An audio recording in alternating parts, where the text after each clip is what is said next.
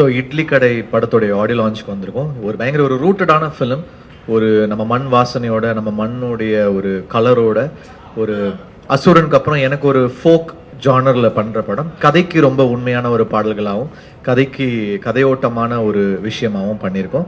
So ஃபிலிமோட உங்களுக்கு சேர்ந்து அதோடைய அந்த மேஜிக் நீங்கள் வந்து விட்னஸ் பண்ணும்போது டெஃபினட்டாக நீங்கள் அந்த அந்த ஊருக்கு போயிட்டு வந்த ஃபீல் கிடைக்கும். அதுதான் வந்து ட்ரை பண்ணியிருக்கேன் ஆடியோவாக. அதுதான் ஒரு இதுவாக பண்ணியிருக்கோம். ஒரு இமோஷ்னலான film, lot of emotions and rooted.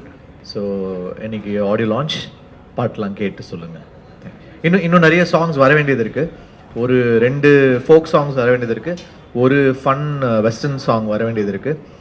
அது எல்லாமே வந்து அந்த வெஸ்டர்ன் சாங் ரொம்ப கேட்சியான ஒரு சாங் தான் அடுத்து வரத்துக்கு இருக்குது. நீங்கள் கேட்டு சொல்லுங்கள் எப்படி இருக்கு. தேங்க்யூ எல்லாரும் வந்ததுக்கு. Thank you so much.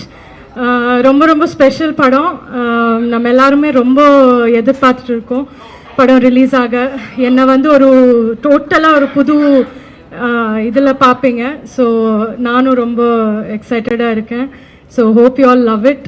வந்து பாருங்கள், படம் பாருங்கள் and enjoy the film. Idli கடை படத்தோட ஆடியோ லான்ச் தனுஷ் பிரதரோட டிரெக்ஷனில் பண்ணுறது எனக்கு பயங்கர எக்ஸைட்மெண்ட் இருந்தது. பிகாஸ் ராயன் பார்த்ததுக்கப்புறமே அவர் படத்தில் பண்ணணும்னு நான் விருப்பப்பட்டேன். அது இவ்வளோ சீக்கிரமாக அமையும் அப்படின்னு நான் எதிர்பார்க்கவே இல்லை. அவர் நரேட் பண்ண அந்த கதை, என்னோட கதாபாத்திரம், அது ட்ராவல் பண்ணுற அது அந்த வேர்ல்டு பற்றி அவர் எக்ஸ்பிளைன் பண்ண விஷயம், இதுதான் அவர் எக்ஸ்பெக்ட் பண்ணுறான்ற விஷயம் என்னை பயங்கரமாக ஈர்த்துது.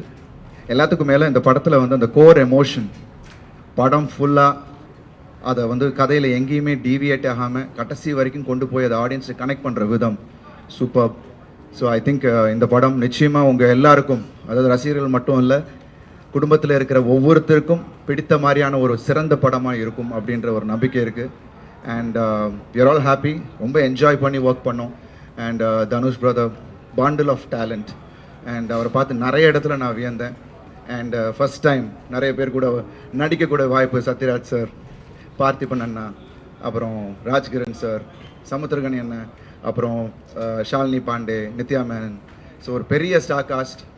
I think as a director ரொம்ப தெளிவாக அவருக்கு என்ன வேணுமோ ஆர்டிஸ்டேருந்து அந்த வேலையை வாங்கியிருக்காரு.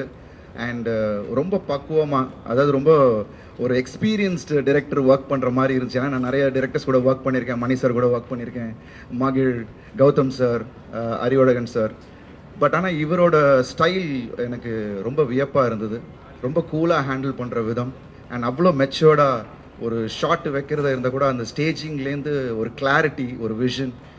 நிச்சயமாக இந்த படம் October 1st உங்கள் எல்லாருக்கும் பெரிய ஃபீஸ்டாக இருக்கும். And I'm really happy that I'm a part of Idli கடை.